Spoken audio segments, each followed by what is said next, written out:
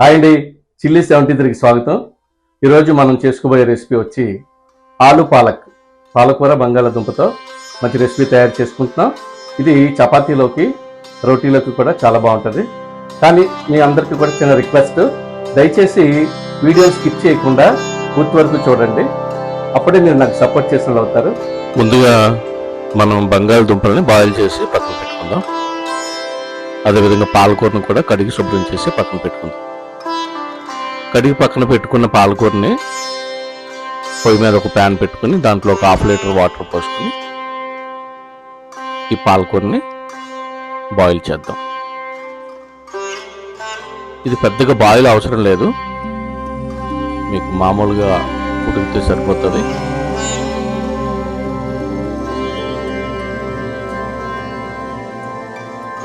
ఈ ఉడికిన పాలకూరని నేను చల్లటి నీటిలోకి తీసుకుంటున్నాను.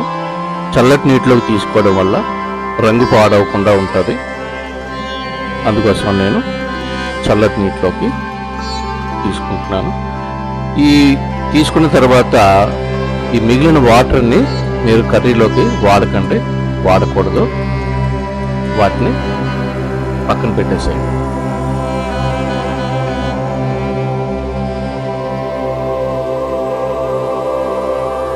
ఇప్పుడు మిరపకాయలని సన్నగా తరిగి పక్కన పెట్టుకుందాం. నేనైతే మిరపకాయలు ఎక్కువగానే తీసుకున్నాను. అలాగే ఒక ఆనియన్ కూడా చిన్న ముక్కలుగా తరిగి తీసుకుందాం.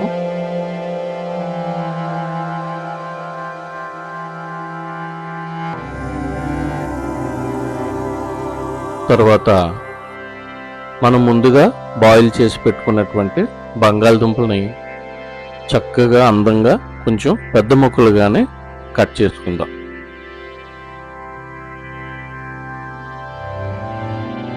పెద్ద ముక్కల కింద కట్ చేసుకోవడం వల్ల పీసు చక్కగా మనం ఉడకబెట్టాం కాబట్టి బాయిల్ అయిపోయి ఉంటుంది.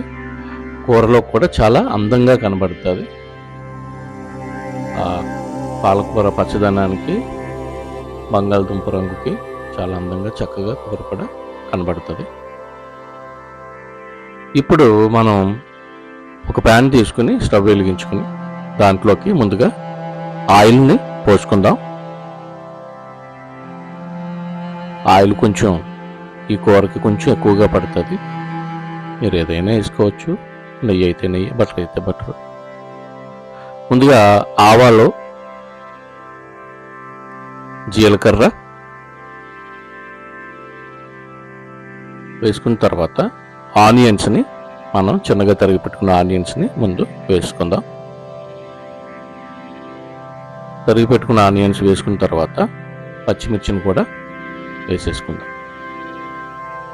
పచ్చిమిర్చి వేసుకున్న తర్వాత దీంట్లోకి మనం కొంచెం ధనియాల పొడిని యాడ్ చేసుకుందాం.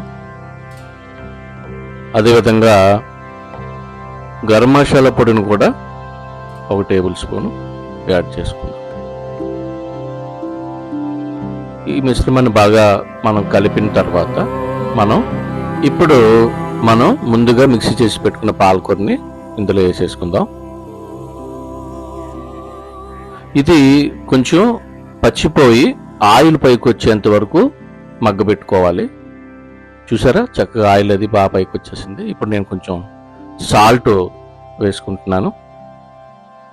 సాల్ట్ వేసుకున్న తర్వాత బంగాళాదుంపల్ని వేసేసుకుంటున్నాను. బంగాళాదుంపలు వేసుకున్న తర్వాత ఇప్పటివరకు కలర్ కోసం నేను ఇప్పటివరకు పసుపు యాడ్ చేయలేదు, కలర్ పాడవకుండా ఉండాలని.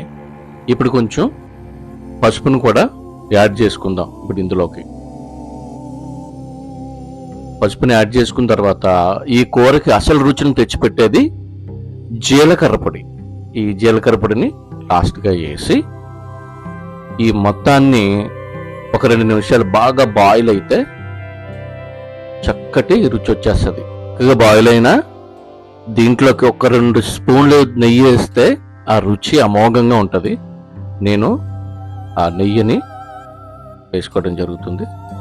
నెయ్యి వేసుకొని చక్కగా ఒకసారి కలిపి ఒక బౌల్లోకి తీసుకుని సర్వ్ చేసుకుందాం.